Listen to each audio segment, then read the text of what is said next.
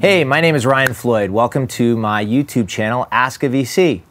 I'm Managing Director and Founder of Storm Ventures, and we invest in B2B enterprise SaaS.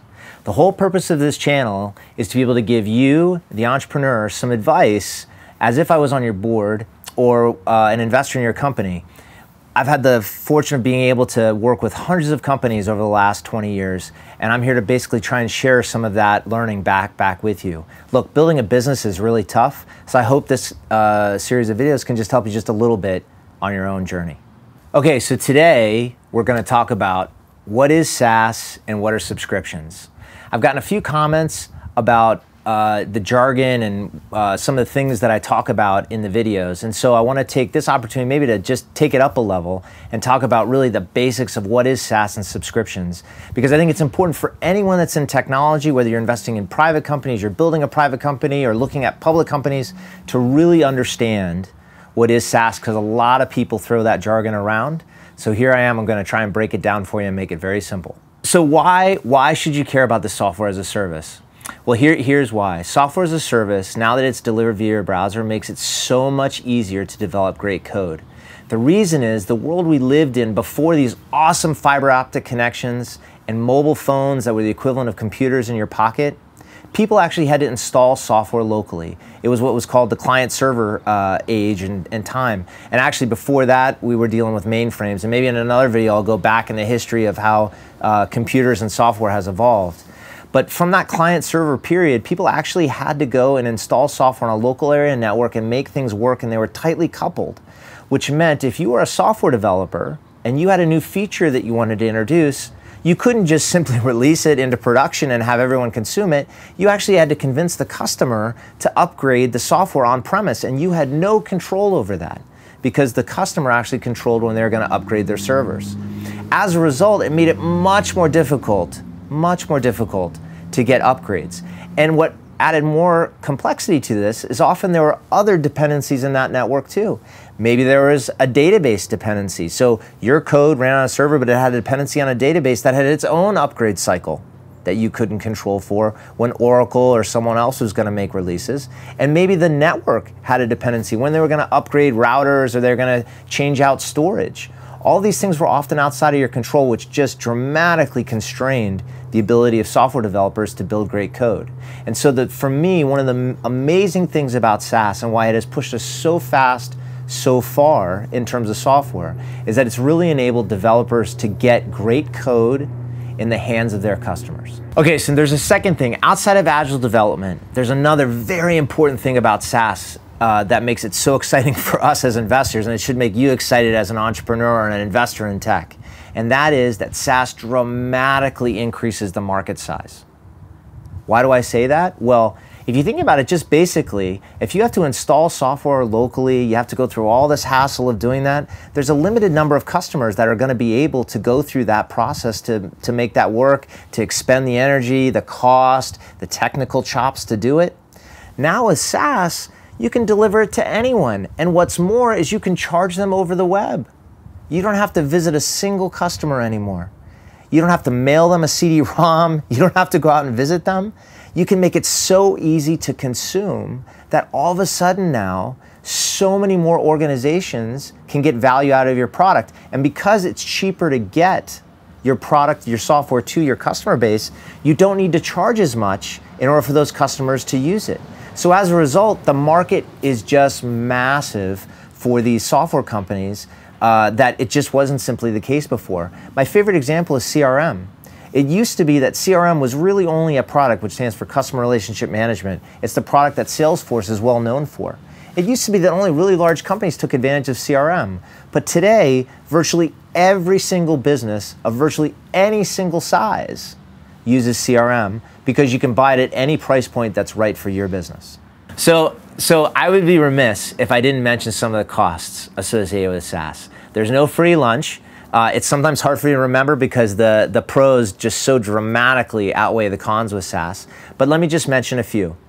The first one, and the big one that most people cite, is that if you're running software outside your organization, as in the case with SaaS, and it's not running locally, you're not in control of that application and, more importantly, the data anymore. You're relying on a third-party provider that's running your software, their software somewhere in the cloud, that has your data. You're relying on them to be secure and to protect that asset, which is yours. Now, when you run it internally in your own enterprise, you are in control of your own security, and that gave a lot of people the sense that they were more secure. I think it's largely proven to be false that companies are more secure when they run internally, that there's just as many security breaches internally, and I'd probably argue you're more secure running in a public cloud environment with the right security controls than you are internally, but that is a legitimate concern that people have raised in the past. So I'd say there's one other big con to SaaS, and that's network connectivity. We take it for granted today that we're connected all the time. As we're rolling out now, starting to roll out 5G networks, we have amazing connectivity with Wi-Fi just about everywhere we go. But there are some situations where we don't have connectivity. Think like maybe you're on an airplane and you don't want to pay for the low-speed Wi-Fi on a flight. Well, in that case, a lot of the applications that you're used to using just simply are not going to work. Now, there's workarounds to this. You can use, most mail applications work offline and so forth, but most SaaS applications are not going to work offline, and that is a downside for those that don't have connectivity. Okay, so now let's talk about subscriptions. We talked about SaaS, and now let's talk about subscriptions. They are not the same thing, and a lot of people conflate the two. So subscription simply means that you're selling a product, and it could be SaaS, on a subscription basis, just like you'd buy the New York Times or you'd buy a gym membership. There's really no different to it, and it's a business model. So the way I think about it is SaaS is a technology, right? It's an application delivered over the web to you via a browser versus enterprise software, client server. Those are all technology delineations versus subscription, which is really a business model. And the two are different. Now, it is true that a lot of SaaS companies also have a subscription model, and there's a lot of excitement, which I share, around SaaS subscription businesses, but the two are not exactly the same. So let me break down now a little bit about subscriptions.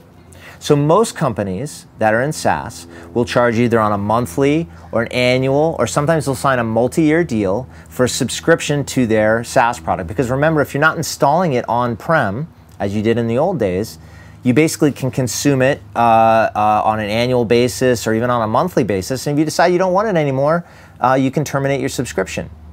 It's really one of the beautiful things about SaaS. And if you've seen my churn videos, you know one of the things I really focus on is delivering value.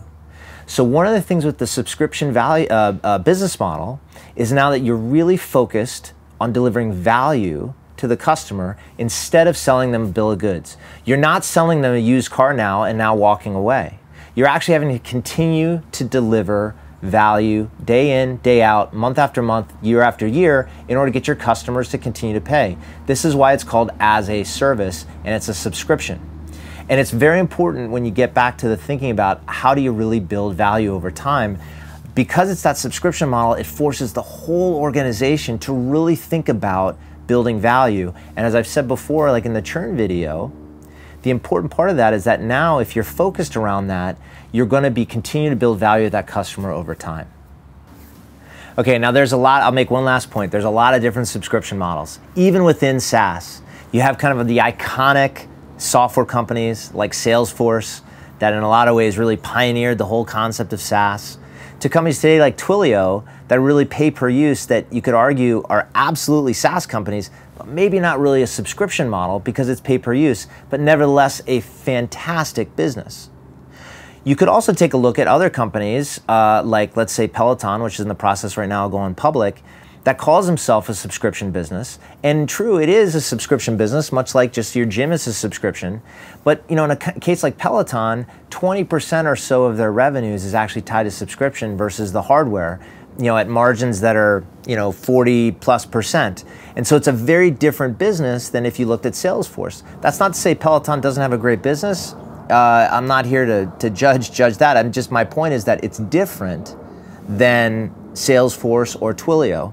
And so my point is, when you look at these software businesses and you think about it for yourself, there's no right or wrong answer. But the important thing is to really understand what the definitions of these businesses are and to not lump them all together, because that's where you'll get into trouble. So I hope that was helpful. I hope that gave a little bit of clarity to what SaaS and subscriptions are and cleared up what some of the jargon are. I really appreciate you watching my channel, AskAVC. Please subscribe, leave me some comments, tag someone in the comments that you think this would be relevant for, leave me some ideas about what you'd like to hear more about, and I look forward to the next one. Thanks.